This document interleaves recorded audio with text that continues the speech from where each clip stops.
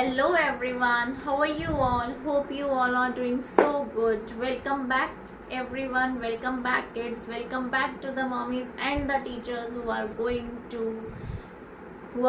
to step into the kindergarten schools, and the teachers who are already teaching the little ones. Welcome back to our favorite channel, that is Learn with Laughter. We are here to #improve our reading skills. Children, yet we have completed 4 letter sounds. Letter A has 5 sounds, that is A, A, O, O. Letter B has 1 sound, that is P, P, P. Letter C has again 2 sounds, K, S, K, S. Letter D has 1 sound, that is T, T. So today we are going to do a new letter sound, that is letter E. Letter E. So let's start the sound. Let me tell you, the letter E has 2 sounds. जी हाँ, letter E के भी 2 sound होते हैं.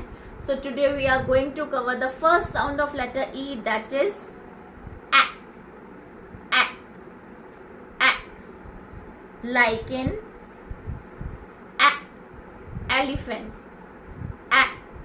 Elephant. A. Egg. A. Egg. A. Elf. A. Elf. Elf बोलते हैं dwarfs को, जैसे the snow white and the 7 dwarfs. आपने अगर स्टोरी सुनी होगी तो they are the elves, right. Elbow. Elbow. Elbow. Engine. Engine. Envelopes. Envelopes. Eskimos. Eskimos. Basically ये वहाँ रहते हैं जहाँ बहुत ठंड पड़ती है, जहाँ बहुत बर्फ़ होती है, जहाँ इग्लूज होते हैं, वहाँ एस्कीमोज रहते हैं. और इतनी दूर जाने की ज़रूरत नहीं, क्योंकि जब सर्दी आएंगी तो मैं भी आपको कुछ इसी अटायर में दिखूंगी, तो आप मुझे देखकर यही बोलेंगे कि ये एस्कीमो लग रही है. Okay children, so this is all about letter E, right. So again don't road the videos. आपको दिन में 2 से 3 बार पूरे वीडियोज़ देखिए और इसको लर्न कीजिए.